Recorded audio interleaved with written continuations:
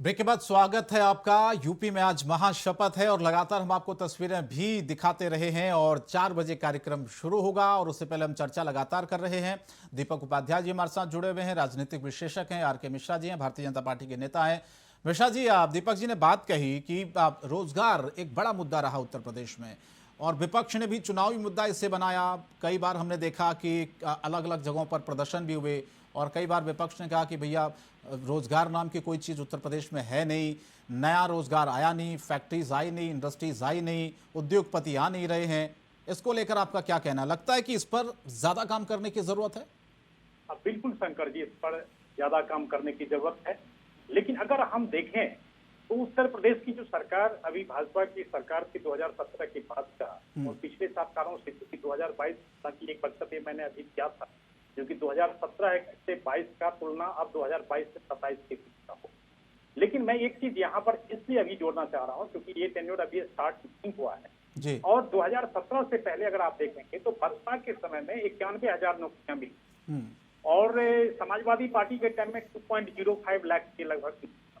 आपने देखा होगा 2017 के 4 लाख से ऊपर का नौकरी का यहाँ पर सरकार की तरफ से दिया गया।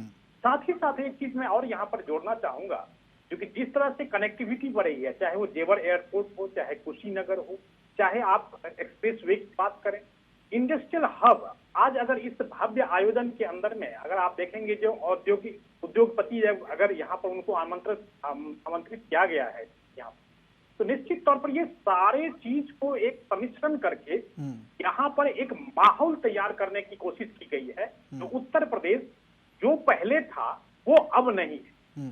यहाँ पर एक माहौल है इंडस्ट्रीज लगाने का, जैसे दीपक जी ने बहुत अच्छा विश्लेषण किया था, जो मुरादाबाद हो, मेरठ हो, चाहे सहारनपुर हो, ये सब सारे उद्योग के केंद्र हुआ करते थे, हैंडीक्राफ्ट आइटम्स के, तो ये सब सारी चीजें वहां पर हुआ करती थी। लेकिन इसको और बेहतर से बेहतर करने की कोशिश हमारी सरकार इस बार जरूर करेगी। और रोजगार का जहां तक सृजन है, जब इंडस्ट्रियल हब होगा, कनेक्टिविटी होगी, आपको सारे साथ सब कुछ एक माहौल मिलेगा, यहाँ पे कानून व्यवस्था बेहतर होगा, तो निश्चित बात है उद्योगपति भी इस तरफ की झुकाव करेंगे, इस प्रदेश का झुकाव करेंगे और यही चीज होगा यहाँ पर। तो आज जो शपथ ग्रहण है, इसमें हर एक चीज को सम्मिश्रण करके एक माहौल बनाने की भी कोशिश है राज्य सरकार द्वारा, जो कि यहाँ पर एक माहौल बन गया है। आप यहाँ पर आइए, यहाँ पर इंडस्ट्रीज लगाइए। आपने देखा होगा 2017 से पहले हमारी जो उत्तर प्रदेश की अर्थव्यवस्था थी वो कहाँ थी? 7वें पोजीशन पर थी, 7वें स्थान पर थी, आज दूसरे पोजीशन पर है। निश्चित बात है ना, सुधार तो हुआ है। जहां तक बात है रोजगार की, रोजगार तो है, लेकिन रोजगार का सृजन निश्चित तरफ से तरीके से होगा और इसमें कोई दो मत नहीं। आपके चैनल के माध्यम से मैं विश्वास दिलाता हूं उत्तर प्रदेश की जनता को, जो रोजगार बिल्कुल मिलेगा, एक माहौल बनेगा और कहीं आपको दूसरे जगह जाने की जरूरत नहीं पड़ेगी। अच्छा दीपक जी, उत्तर प्रदेश में जब चुनाव थे उसमें हमने देखा कि किसानों का बहुत बड़ा मुद्दा उठाया गया विपक्ष की तरफ से। आपको लगता है कि वाकई में है किसानों की समस्या उत्तर प्रदेश में, या फिर सिर्फ इसको मुद्दा बनाया गया? क्योंकि अगर वाकई में समस्या ज्यादा होती तो शायद ये परिणाम उत्तर प्रदेश में भारतीय जनता पार्टी के सामने नहीं होते। दीपक जी।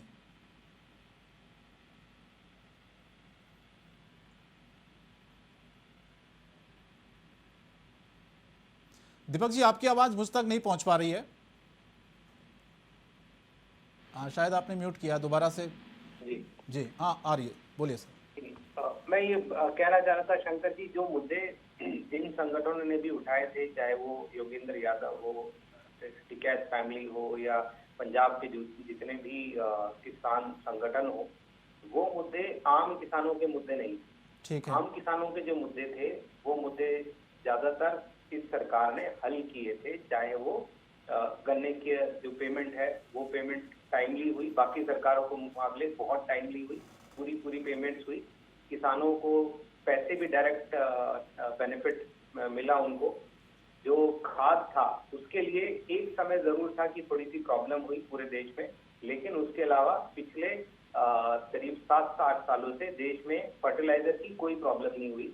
मार्केटिंग का जहां तक सवाल है, मार्केटिंग पहले से बहुत बेहतर हुई है, किसान का प्रोडक्ट बिक जाता है, जो वो खेत में पैदा करता है वो बिक जाता है, लेकिन जोत छोटी हो गई है, इसकी वजह से कुछ समस्या जरूर है, क्योंकि कॉस्टिंग जो है किसान की वो बढ़ गई है और ऐसे में वो अपना प्रोडक्ट उस सही दाम पर पहुंचा नहीं पा रहा। इसको हल करने की जरूरत है और मैं जैसा कि कह रहा था कि फूड प्रोसेसिंग यूनिट्स अगर प्रदेश में लगेगी तो ये समस्याएं दूर हो जाएंगी। जहां तक योगेंद्र यादव भी अपनी कई भाषणों में बोल चुके हैं कि वो राजनीतिक अपेक्षाओं के साथ ये आंदोलन चला रहे थे। अपने इंटरव्यू में उन्होंने कहा कि वो पिच तैयार कर रहे थे ताकि लोग बीजेपी को हरा सके। तो ये बड़ा क्लियर है कि वो एक राजनीतिक मुद्दे के तौर पे किसान आंदोलन का चेहरा लगा के अपनी राजनीतिक महत्वाकांक्षा जो है उसको पूरा करना चाहते थे, जो कि वो नहीं कर पाए क्योंकि जो काम थे, जो जमीन पे काम थे वो बहुत ज्यादा हुए ऐसे में, और जो बीजेपी ने चुनाव के दौरान जो काम किए वो और भी बेहतर हुए। इसकी वजह से इतना बड़ा आंदोलन जो खड़ा हुआ था, जो पूरे अंतर्राष्ट्रीय परिदृश्य में फैल गया था और दिल्ली इतने लंबे समय तक घेर के रखी गई और रोज रोज एक नए नए कार्यक्रम उसमें किए गए और पूरी दुनिया जहान उसमें जुटा ली गई, उसके बावजूद भी वो किसान नेता अपने राज्य में, पंजाब के सबसे ज्यादा किसान नेता और कार्यकर्ता इस आंदोलन में थे, वो किसान नेता खुद अपने यहाँ चुनाव नहीं जीत पाए। ऊपर से जो टिकैत फैमिली लगातार बोले जा रही थी कि हम बीजेपी वालों को घुसने नहीं देंगे, वहां भी बीजेपी ने बहुत अच्छी जीत दर्ज की। तो कुल मिला के कहा जाए कि ये जो किसान चेहरे के ऊपर राजनीतिक महत्वाकांक्षा लेके लोग जो काम कर रहे थे वो इस दौरान एक्सपोज हो गए और बीजेपी ने दोबारा ना सिर्फ सत्ता वापस ली बल्कि प्रचंड जीत के साथ सत्ता वापस ली। और यही वजह है कि अब बीजेपी जो बेहतर जो भी काम हो सकते हैं स्टेट में वो करने की तरफ कोशिश करेगी। अच्छा दीपक जी, एक चीज मैं और आपसे समझना चाहता हूं, क्योंकि पिछले बार 2017 में जो हमने नतीजे देखे, 2022 के नतीजे, उसमें बहुत फर्क दिखा, सीटों में भी अंतर दिखा, लेकिन समाजवादी पार्टी गठबंधन ने दावा किया कि हालांकि उनकी सीटें भी इस बार बढ़ी, उनका वोट प्रतिशत भी बढ़ा। तो मैं समझना चाहता हूं आपसे कि अगर इसी तरह से छोटे दलों से समाजवादी पार्टी ने गठबंधन किया, हालांकि गठबंधन तो हर बार फेल हुआ, आप देखिए 2017, 19 और फिर 22 में भी ये फेल हो चुका गठबंधन, लेकिन कोशिश लगातार अखिलेश यादव की जारी है, आप देखिए। और अब वो ये दावा कर रहे हैं कि अब हमें समझ में आ गया कि किस तरह से भारतीय जनता पार्टी को उत्तर प्रदेश में पटखनी देनी है, उनको हराना है। तो आपको लगता है कि इसी तरह से अगर छोटे दल साथ में आए, वोट परसेंटेज अगर बढ़ा विपक्ष का, गठबंधन का, तो चुनौती देने की स्थिति में अगले 5 साल में विपक्ष आ जाएगा? या फिर आपको लगता नहीं कि अभी जिस तरह की स्थिति है, जो प्रचंड बहुमत बार बार उत्तर प्रदेश की जनता दे रही है, अभी 10-15 साल और इंतजार करना पड़ेगा विपक्ष को सत्ता में आने के लिए? क्या ये स्थिति बनती हुई आपको दिख रही है क्या? देखिए, ये सब कहना अभी बहुत जल्दबाजी होगा। अभी के समय में ये बड़ा साफ है कि अगर अखिलेश यादव को ये समझ आ गया होता कि बीजेपी को कैसे हराना है, तो इस बार मुख्यमंत्री योगी आदित्यनाथ नहीं अखिलेश यादव होते। उनको ये बात कतई समझ नहीं आई कि बीजेपी को हराना कैसे है। उनके पास बहुत अच्छे मुद्दे थे, जनता परेशान भी थी कई मुद्दों पे। तो कोरोना जैसी महामारी के दौरान अगर आप किसी सरकार को हटा नहीं पाए, तो आपने किसान आंदोलन जैसा बड़ा एक आंदोलन भी खड़ा किया, उसके बावजूद भी आप बीजेपी को सत्ता से नहीं हटा पाए, तो आपको ये बिल्कुल समझ में नहीं आया कि आपको चुनाव कैसे लड़ना है।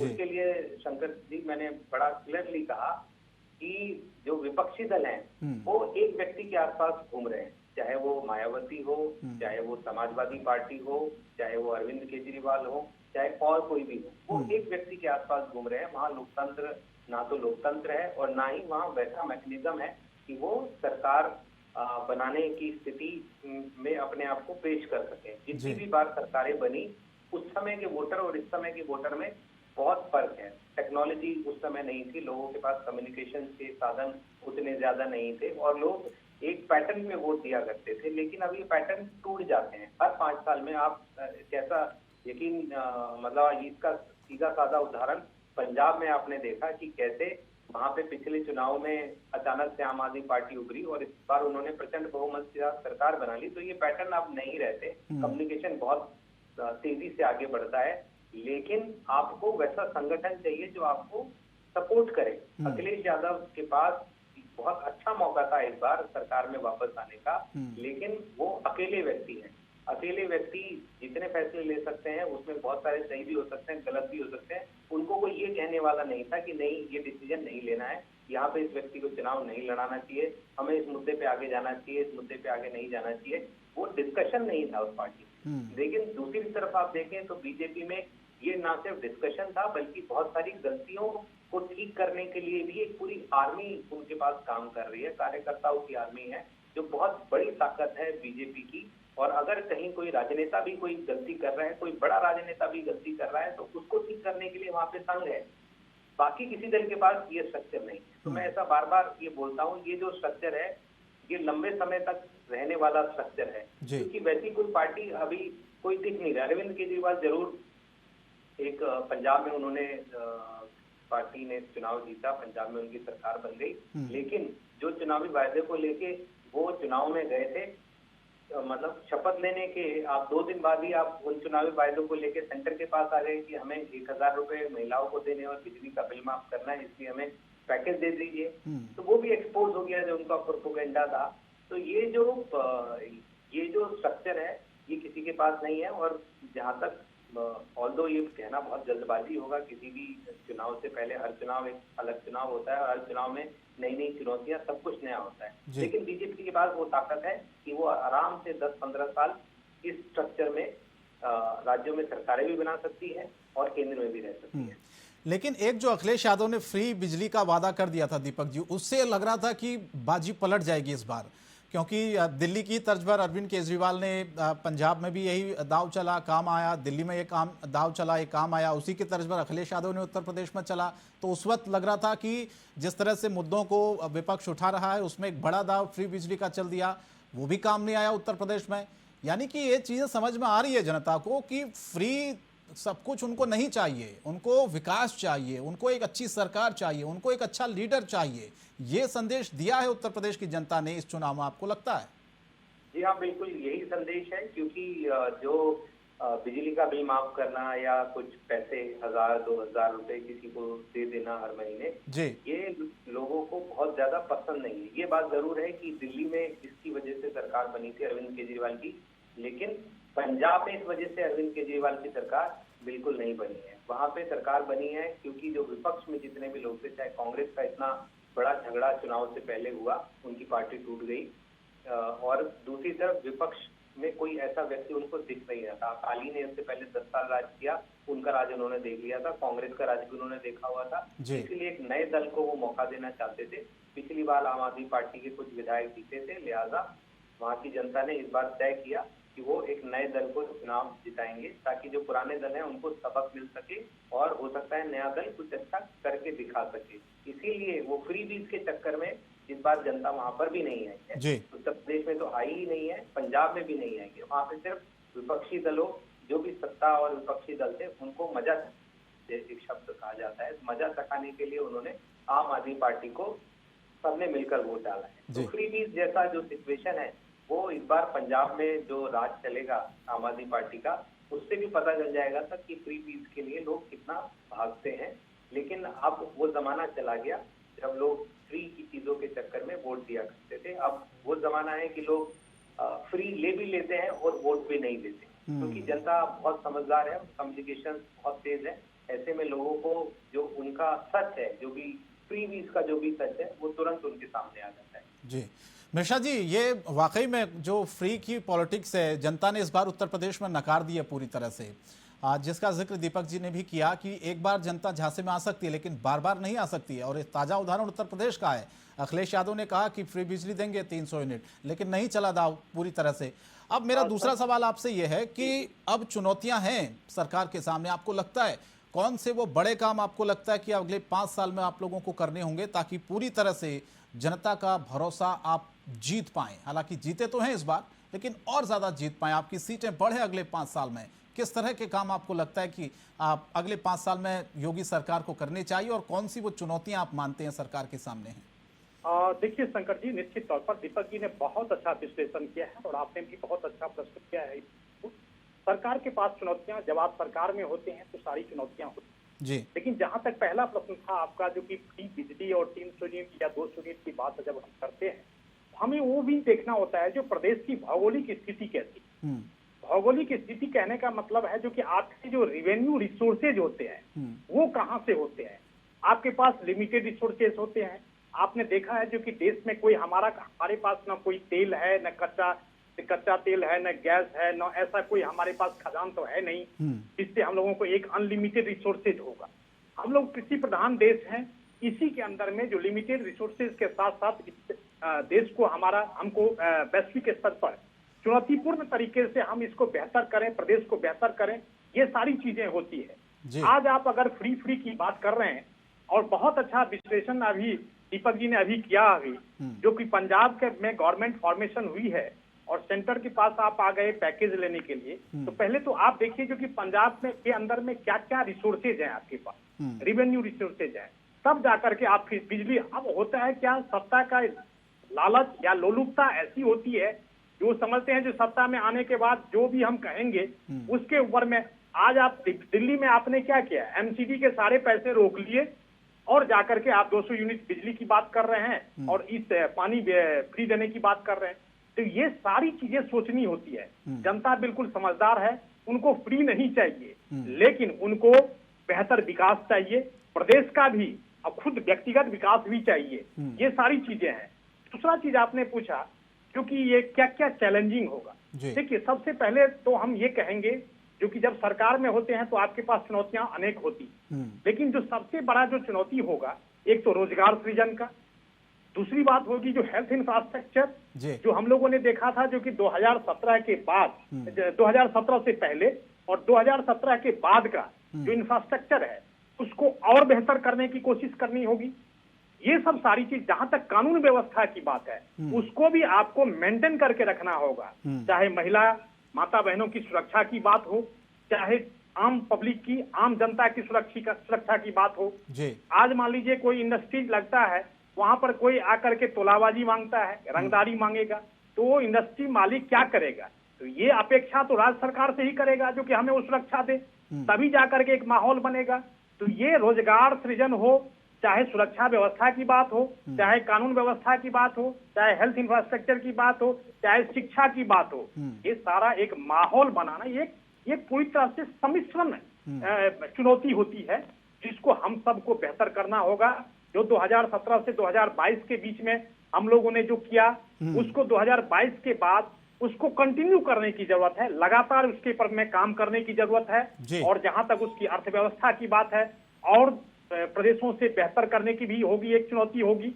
ये सारी चीजें वहां पर 2022 के बाद, और ये हम लोग का विश्वास है जो कि हम अपेक्षा के ऊपर में खड़े उतरेंगे, इसमें कोई दो मत नहीं है।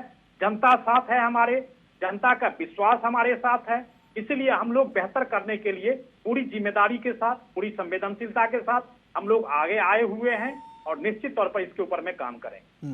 लेकिन आज भी अखिलेश यादव ये कहते हैं कि भैया हमने काम किया और आप लोगों ने फीता काट दिया। आज भी वो यही संदेश दे रहे हैं जनता में कि काम तो हमने ही किया था, एक्सप्रेसवे तो हमने ही बनाए थे, तमाम विकास के काम तो हमारी सरकार ने ही किए थे। शंकर जी, एक चीज मैं जरूर कहना चाहूंगा, देखिए कोई भी सरकार किसी चीज की शुरुआत करती है, चाहे बसपा हो चाहे समाजवादी पार्टी हो, तो कोई जरूरी तो नहीं है जो कि आपने जो काम शुरू किया आपने वो काम चुनाव से 6 महीना पहले किया होगा, 1 साल पहले किया होगा। आप किस ध्येय के साथ, किस राजनीतिक सोच के साथ आपने किया होगा। आज अगर उस काम को पूरा करने के लिए प्रदेश सरकार उस संवेदनशीलता के साथ, जनता का कितना आवश्यकता है, जनता की कितनी आवश्यकता है, उस सब चीज को ध्यान में रखते हुए अगर राज्य सरकार ने उसको पूरा किया तो क्या फीता आप काटेंगे क्या? मैं एक छोटा सा मात्र ये कहना चाहता हूँ, आपने शुरुआत किया, हर एक सरकार शुरुआत करती है, राजनीतिक सोच के तहत भी कुछ ऐसी सरकारें होती है जो शुरुआत करती है, चुनाव होती है उससे 6 महीने पहले अपना किसी भी चीज का एक्सप्रेसवे का उद्घाटन कर लेती है, एयरपोर्ट का उद्घाटन कर लेती है।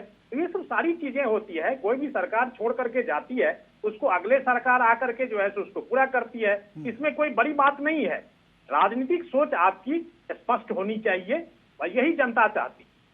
ठीक है दीपक जी, आपको लगता है कि इस जीत के बाद योगी आदित्यनाथ का कद बढ़ा है राष्ट्रीय राजनीति में भी, और आप किस तरह से अब उनकी पॉलिटिक्स को आगे देख रहे हैं, उत्तर प्रदेश के अलावा राष्ट्रीय राजनीति की मैं बात कर रहा हूं? देखिए, ये बिल्कुल साफ बात है कि योगी आदित्यनाथ जी अब एक बड़े चेहरे बीजेपी के बड़े, ऑल्दो वो पहले से ही थे और हमेशा से स्टार प्रचारकों की लिस्ट में वो रहे हैं बीजेपी के कैंपेन में, लेकिन अब वो राजनीतिक हैसियत उनकी काफी बढ़ गई है। एक मास लीडर के तौर पर उन्होंने अपने आप को स्टैब्लिश कर लिया है। पहले जो बीजेपी के इंटरनल डिस्कशन में वो हमेशा जो पूर्वांचल है वहाँ के एक नेता माने जाते थे, उत्तर प्रदेश के बड़े नेता माने जाते थे, लेकिन अब वो राष्ट्रीय राजनीति में अपने आप को स्टैब्लिश कर चुके हैं। सेकंड टर्म यूपी का मुख्यमंत्री होना बहुत बड़ी बात है जी। और मुख्यमंत्री यूपी का पूरे दुनिया में उसको एक बहुत ही महत्वपूर्ण स्टैब्लिशमेंट पॉलिटिकल स्टैब्लिशमेंट के तौर पर देखा जाता है। भारत में तो देखा ही जाता है। तो उनका बहुत बड़ा कद हो गया है और बहुत महत्वपूर्ण कद हो गया है। लेकिन बीजेपी एक संगठन ओरिएंटेड पार्टी है, ये बात भी हमेशा याद रखी जानी चाहिए। इससे पहले शिवराज सिंह चौहान भी बेशक 3-4 चुनाव जीत चुके हैं, रमन सिंह भी चुनाव जीत चुके हैं, वसुंधरा राजे भी चुनाव जीत के मुख्यमंत्री बन चुकी हैं। लेकिन बीजेपी का संगठन अपने आप में बहुत मजबूत है और वो अपने किसी भी नेता को अपने मुताबिक चलाता है। ऐसा नहीं है कि कोई भी नेता चाहे उसका कितना भी राजनीतिक हैसियत हो, कितना भी बड़ा हो, लेकिन बीजेपी की एक योजना होती है, उसी योजना के हिसाब से वो आगे बढ़ती है। उसमें जरूर राजनीतिक उठापटक जरूर मचती है, लेकिन उनका एक अपना सोचने का ढंग है, अपना काम करने का ढंग है। इसी ढंग की वजह से 2017 में अचानक से योगी आदित्यनाथ मुख्यमंत्री बन गए थे उत्तर प्रदेश के, जबकि नाम बहुत सारे चल रहे थे। इसीलिए ये राजनीतिक कद के हिसाब से किसी की आने वाला समय देखना ये थोड़ा सा मुश्किल है बीजेपी के अंदर। दूसरी पार्टियों के अंदर बेशक हो सकता है कि अगर कोई बड़ा मास लीडर हो उसको आप इग्नोर नहीं कर सकते, बीजेपी में भी नहीं कर सकते, लेकिन उसके जो तय किया जाएगा वो खुद तय नहीं करता बीजेपी में, वो तय संगठन करता है, एक पूरा तंत्र है वहाँ पे, वो तय करता है। तो लिहाजा कद बहुत बढ़ गया है, बहुत बड़ी हैसियत हो गई है योगी आदित्यनाथ की, उनको परफॉर्मेंस का प्रेशर भी बहुत ज्यादा हो गया है। लेकिन जो कुछ भी तय होगा, इसका मैं इसमें एक उदाहरण जरूर देना चाहूंगा कि कितना भी मतभेद केशव प्रसाद मौर्य और योगी आदित्यनाथ के बीच रहा, लेकिन योगी आदित्यनाथ को उनको अपने मंत्रिमंडल में शामिल करना पड़ रहा है हारने के बावजूद भी। इससे बड़ा साफ होता है कि वहां पर संगठन मजबूत है और संगठन ही तय करता है कि कौन आदमी क्या करेगा। ठीक है आर.के. मिश्रा जी, जाते जाते आखिरी कमेंट आपसे मैं चाहता हूं, आप पहुंच गए लखनऊ या फिर दिल्ली में ही हैं? शपथ ग्रहण में पहुंचेंगे आज? आमंत्रण तो आया हुआ था, जाहिर आमंत्रण तो आया होगा आपको। विशेष कारणों से नहीं जा पाया मैं, चलिए। लेकिन हमारी शुभकामना उत्तर प्रदेश की जनता को, मुख्यमंत्री जी को, पूरे मंत्रिमंडल को मेरी तरफ से शुभकामना है। और निश्चित तौर पर यह आज का दिन बहुत बड़ा दिन है, जो 37 साल के बाद ये पुनरावृत्ति हुई है। और निश्चित तौर पर ये बहुत सारे ऐसे मिथक थे जो टूट गए हैं। और मेरी शुभकामना उत्तर प्रदेश की जनता। बहुत बहुत धन्यवाद दीपक जी और आर.के. मिश्रा जी, आप दोनों जुड़े, आपने वक्त दिया। तो आज शपथ ग्रहण का कार्यक्रम है यूपी में महाशपथ, क्योंकि 4 बजे कार्यक्रम शुरू होगा और लगातार इंडिया वॉइस आपको सुबह से तस्वीरें दिखा रहा है और आगे भी आपको पल पल की तस्वीरें कान्हा स्टेडियम की हम दिखाते रहेंगे। फिलहाल इस बहस में इतना ही, लेकिन इंडिया वॉइस पर खबरें जारी रहेंगी। नमस्कार।